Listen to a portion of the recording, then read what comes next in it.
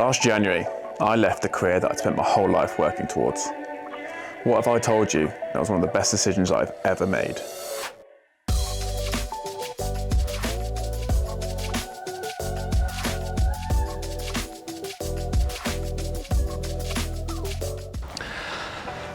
So my story starts way back in 1990, where I was born and raised in Somerset, England. Now Somerset's a small farming county in the southwest of the country, and it's stunning.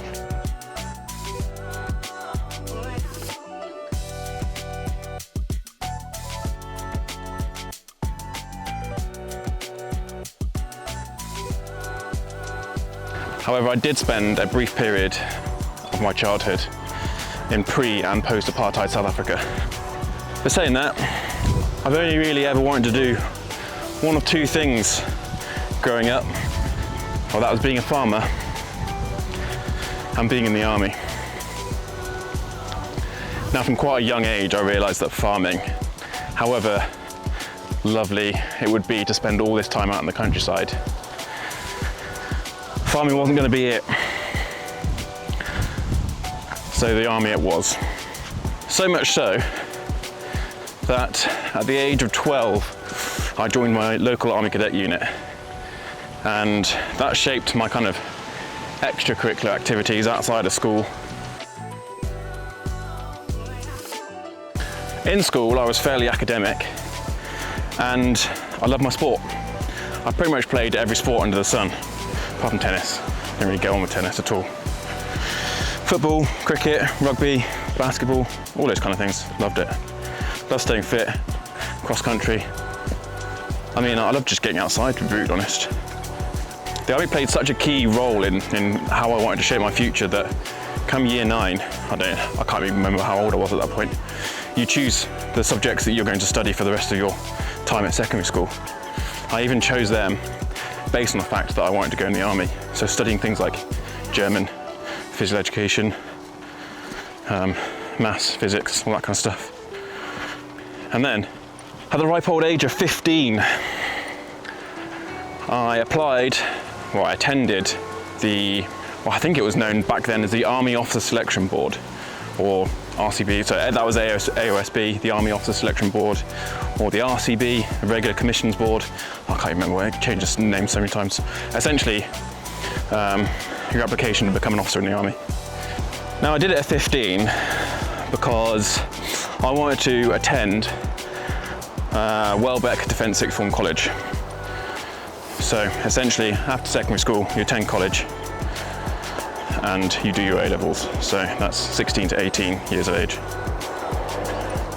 Fortunately, I was successful on my AOSB, and I was successful in my application to attend Welbeck College. So my future was set, and after secondary school, upon gaining my GCSEs, I went to Welbeck.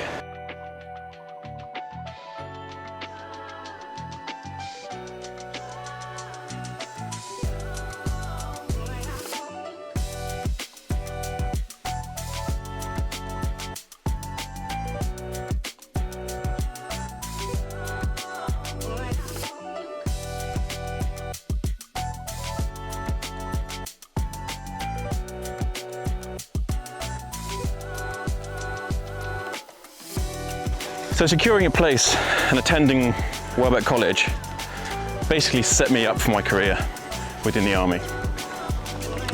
Essentially, it was the very beginning of a scheme known as DTIS, so the Defence Technical Undergraduate Scheme.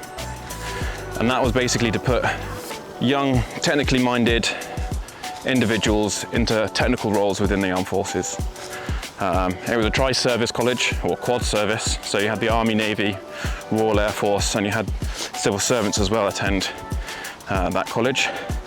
And essentially, once you passed out, you were then sponsored through university, and then you went to your respective army officer training establishment, be that Sandhurst, Dartmouth, Cranwell, here in the UK.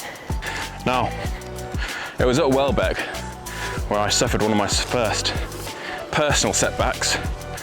I actually dislocated my left knee and snapped my anterior cruciate ligament playing rugby for the college. And for those who may have ever experienced something along those lines, quite a significant recovery process. Fortunately, I managed to have the operation and recover fully from that injury. And I didn't let it deter me on my path in the future, and managed to get back to full fitness. So at Welbeck, like I say, it was a technical college, so there was a number of subjects that you had to study. The compulsory subjects, from what I remember, were maths and physics. This was at A level. And so I graduated Welbeck with maths, physics, geography and chemistry as my A levels. Upon graduating from Welbeck, I then moved on to DTOEs. I can't remember what that stands for. Defence Technical Officer Engineering something. Maybe, I could be lying. Basically DTIS, but in further education. So I attended Aston University in Birmingham, where I read mechanical engineering. So having spent 3 years at university reading mechanical engineering, I graduated with a second class honours, and then had about 6 months off after finishing early summer, and then I went straight to Sandhurst, the Royal Military Academy Sandhurst.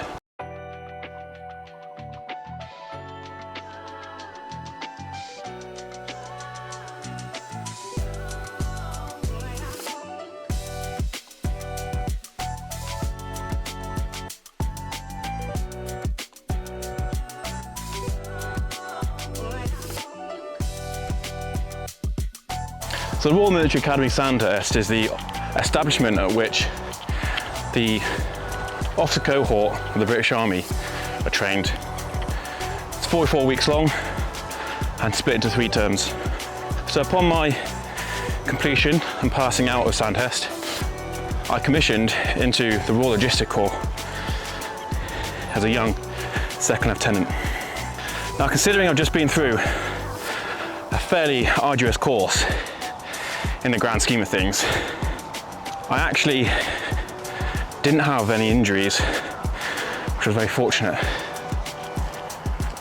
However, upon commissioning and subsequently attending the Troop Commander's course, where we learn the ins and outs of being a military logistician and an officer within the Royal Logistic Corps, I went on a ski trip and I dislocated my opposite knee. Snapped another ACL, which was pretty frustrating to say the least. However, again, I didn't really let it deter me, and I actually posted my first unit, which was out in Germany. Now, I was out in Germany where I had the operation to fix my knee. I had to start my rehabilitation process, and like last time, it's about a 9 to 12 month process to get back to full fitness.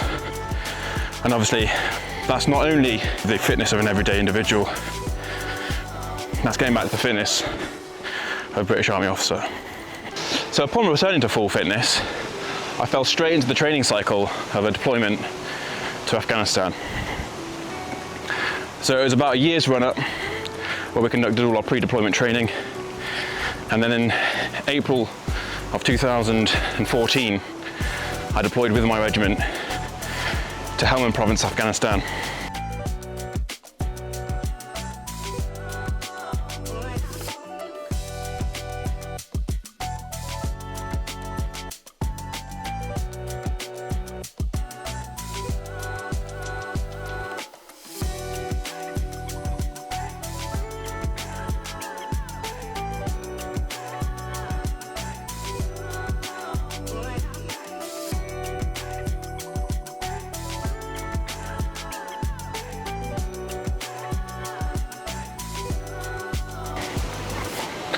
Our role out there was essentially the downsizing of the British forces footprint,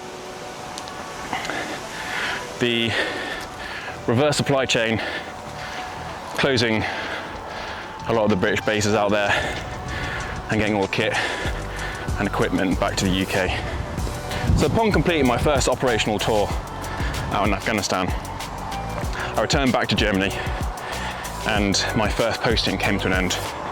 My second posting was back to the UK, where I was a company second in command, essentially responsible for operational planning and troop administration and discipline for a group of individuals of approximately 160 personnel and strength. It's a slightly different role to the one I was in before. It was more of a desk planning based role. However, there was elements when you get out into the field with the guys. So it was at this point in my career, having done some fairly hard physical things, and obviously a deployment to Afghanistan. Upon my return to the UK, I had my third setback. Whilst playing sport, I re-ruptured my left ACL. Now, re-rupturing my left ACL had quite an impact, obviously physically, but mentally as well. I now face a further 6 to 9 month recovery after the previous 2 6 to 9 month recovery periods of my last 2. What made this particular occasion more complicated was, after my operation, I got an infection in my left knee, which meant I had to spend 6 weeks in hospital on a drip, administering antibiotics every 6 hours for the last 6 weeks. So I was pretty much bedbound and stuck in a hospital, which was pretty rubbish. Now, I could have let that had quite an impact on me, but you got to deal with the card you dealt. And so I spent the next 6 to 9 months conducting my rehabilitation. Unfortunately, I managed to get back to full fitness, despite the odds. Now, it was at this point as well in my life where my little furry companion joined me. This guy, Hachi. I got him when he was 8 weeks old. He was 9 the other day, mad. So having had a few setbacks, I'm feeling like I was getting stuck behind a desk a bit more. I decided to change up my career and I applied to become an ammunition technical officer, also known as an ATO.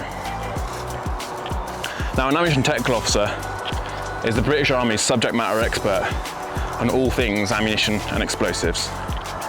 So as part of this 2-year training cycle, I also became what's known as a explosive ordnance disposal operator. Now, you probably all know that as a bomb disposal operator.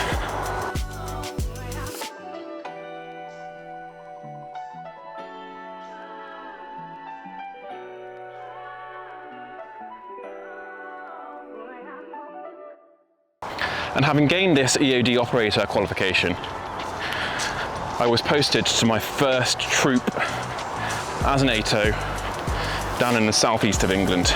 So in this posting, I found myself as a commander of an EOD troop, or explosive ordnance disposal troop. And our role essentially was the emergency first responders to any incident on the UK mainland, especially within my area of operations, involving explosives. Now, it was during this posting that I was mentored to become an advanced EOD operator by some of the best people I've ever met in the military. I also operated as a EOD operator on the streets of the southeast of England and conducted close to 100 explosive ordnance disposal tasks that I attended twice and eventually passed arguably one of the hardest courses in the British Army. It's got a 10 to 15% pass rate. And I have to say, that was probably my favourite time within the Army. So my next and final posting was actually to the headquarters of my previous job. This headquarters forms what was known as the Technical Response Force, or TRF. So the TRF was a deployable headquarters for the British Home Office, responding to any chemical, biological, radiological or nuclear incident involving explosives in the UK. This also meant that I was fortunate enough to be trained as an emergency blue light responder, as we had to have the ability to deploy anywhere within the UK. Saying that sounds all exciting, but my normal day-to-day role was essentially the training officer and stuck behind a desk. Essentially, it was a 9-to-5 office job where I wore military fatigues. It was around this time where once again I found myself sat behind a desk that I started to feel like I was drifting through my life and that I was letting life happen to me. I was also staring down the barrel of subsequent postings to yet more office-based jobs, and fundamentally that wasn't what I joined the army to do. So it was with a heavy heart that I decided to leave the career that I spent my whole life working towards. And I think fundamentally one of the reasons being the reality didn't meet the expectations. Having served my notice and eventually leaving the army, I had about 6 months off. And in this time, I wanted to figure out what direction my life was going to go in. Early on in that 6 months, I conducted a Close Protection Officers course, or CPO course, as it was recommended to me by a good friend who I actually went through Sandhurst with and got into that industry. Now, a massive shout out to 3RG, a cracking course. However, I ended up not going down that path. So fortunately, I kind of fell on my feet and I found myself a job in the civil nuclear industry, utilising my problem-solving skills and nuclear experience from my previous explosive ordnance disposal knowledge. So I'm now a civil nuclear engineer working on the construction of the first nuclear power station in the United Kingdom for the last 30 years. It's an amazing opportunity, great job role, good salary, lovely people to work alongside, and a nice working environment. And I'd certainly highly recommend it to any aspiring engineers out there. That said, having been my first job outside the military, I'm not 100% sure that it's my calling. So essentially that's my life in a snippet. Brings us up to the present day and my current pursuit for my overall life purpose and direction. So for the past few years, overlapping with the end of my army career, I've been mulling over the question of what do I truly want from my life? Now it's one of those questions where the answer isn't that apparent, and I don't think you'll ever truly find the answer. But you can certainly go a long way to trying to figure it out. Saying that, I think one of the guiding principles, even if I haven't got the answer, that I've stumbled across and decided as a fundamental pillar of what I want from the future is essentially freedom. The freedom to do what I want, when I want, where and how I want to do it. And the obvious subsequent question was, how am I going to achieve this? So to cut a long story short, essentially I decided upon two areas: health and finance. So on the financial side, it kind of boils down to money. Specifically, how do I create an income that's not based on my time and that isn't fixed to a location? And this is also where fitness comes into it, and health. What good is having all that money if you aren't fit enough to be able to enjoy its benefits? This leads nicely onto where I'm now going. So in my pursuit of a purpose, I started to look at how to improve myself in as many different aspects of my life as I physically could, not knowing which area of my life may then provide the foundation for my future purpose. So, as an engineer, I've obviously applied logic to this process, and I've broken my life down into 10 distinct areas. Now they each complement one another, and I aim to improve upon these areas by taking action through consistent daily habits. And now I suppose I'm on a mission, having built this framework, to provide this to others. So hopefully they can use these tools and apply it to their specific situations so they can take accountability and benefit their lives through consistent daily actions. So remember, if you have goals or ambitions you dream of achieving, you just got to think to yourself, is it going to be one day, or is today day one?